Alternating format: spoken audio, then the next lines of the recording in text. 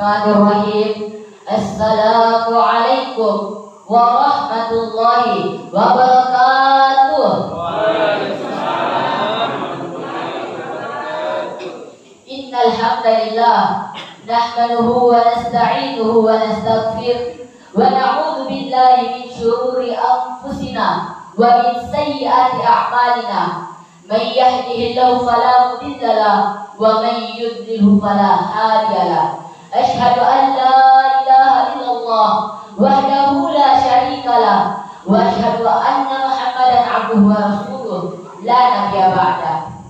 Pertama-tama dan yang paling utama, marilah kita panjatkan puji syukur atas kehadirat Allah Subhanahu wa taala yang sebagaimana telah memberikan kita nikmat kesehatan dan juga nikmat kesempatan yang lebih utamanya lagi, nikmat iman dan nikmat Islam, sehingga kita masih sempat hadir di masjid yang insyaallah penuh berkah ini guna melaksanakan lomba bina insan mulia lewat lomba anak soleh dengan singkatan kata Bismillah.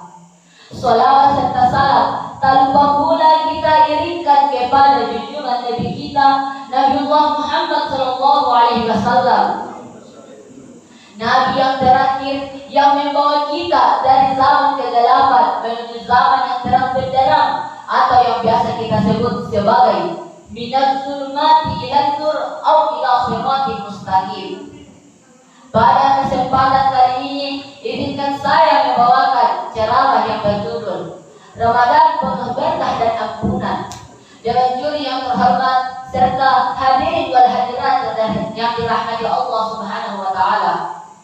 Disampaikan di dalam salah satu riwayat bahwa di akhirat kelak, setelah manusia dipisahkan antara penghuni surga dan penghuni neraka, Allah Subhanahu wa taala memerintahkan kepada seluruh penghuni surga, udkhulul jannata bi ni'mati, yang artinya masuklah kalian ke dalam surga disebabkan oleh nikmatku. Lalu salah seorang penghuni surga mengacungkan tangannya seraya memberikan protes, ya Allah, saya tidak ingin masuk surga disebabkan oleh nikmatmu, tapi saya ingin masuk surga disebabkan oleh amal ibadahku selama aku hidup di dunia ini, yang menurut riwayat umur orang tersebut kurang lebih 500 tahun. Akhirnya Allah Subhanahu wa taala mengatakan, jika kamu betul-betul ingin masuk surga disebabkan oleh amal ibadahmu, taruhlah kita timbang yang mana lebih berat, amal ibadahmu atau nikmatku. Jika amal ibadahmu lebih berat daripada nikmatku, maka silahkan masuk ke dalam surga. Namun jika nikmatmu yang lebih berat, maka sungguh neraka telah siap menantimu. Walhasil, setelah amal ibadah orang tersebut selama 500 tahun ditimbang dengan nikmat penglihatan dari Allah Subhanahu wa taala, timbangan tidak dapat terangkat karena beratnya nikmat dari Allah Subhanahu wa taala. Akhirnya orang tersebut tunduk malu seraya memohon ampun kepadanya. Tapi karena ketentuan dari Allah Subhanahu wa taala yang Maha Pengasih lagi Maha Pengampun, Dia ampuni hambanya dan Dia memasukkannya ke dalam surga disebabkan oleh nikmatnya. Ini menunjukkan bahwa salah satu jalan untuk mendapatkan kebahagiaan dan keselamatan adalah harus adanya nikmat dari Allah Subhanahu wa taala. Oleh karena Allah mengetahui bahwa manusia menginginkan kebahagiaan dan keselamatan, maka Allah Subhanahu wa taala menciptakan manusia disertai dengan berbagai macam kenikmatan. Akhirnya, agar dengan kenikmatan itu manusia mendapatkan kebahagiaan yang ia dapat dapatkan.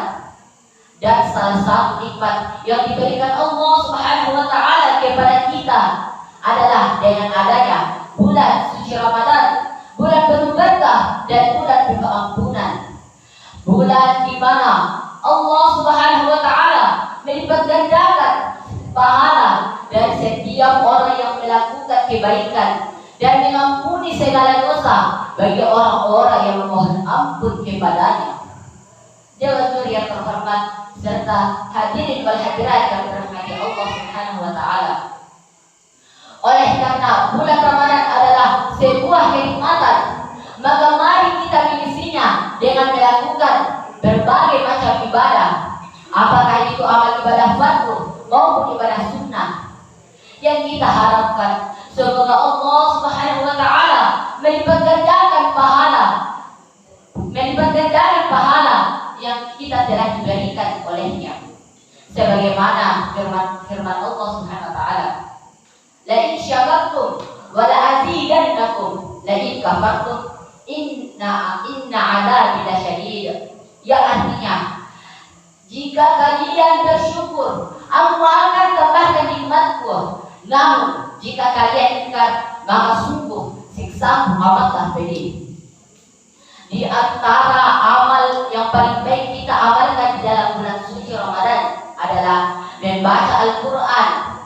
Senantiasa membaca Al-Quran. Sebab Al-Quran adalah mukjizat terbesar Rasulullah SAW yang diturunkan oleh Allah Subhanahu wa taala pada bulan suci Ramadan. A'udzu billahi minasy syaithanir rajim. Bismillahirrahmanirrahim. Syahrul Ramadan alladzi unzila fihi al-Qur'anu hudan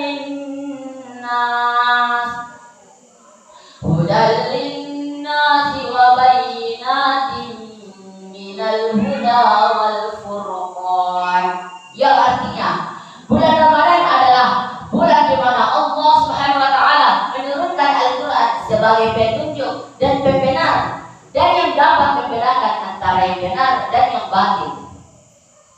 Dan di dalam salah satu hadis Rasulullah SAW, barang siapa yang membaca Al-Quran di dalam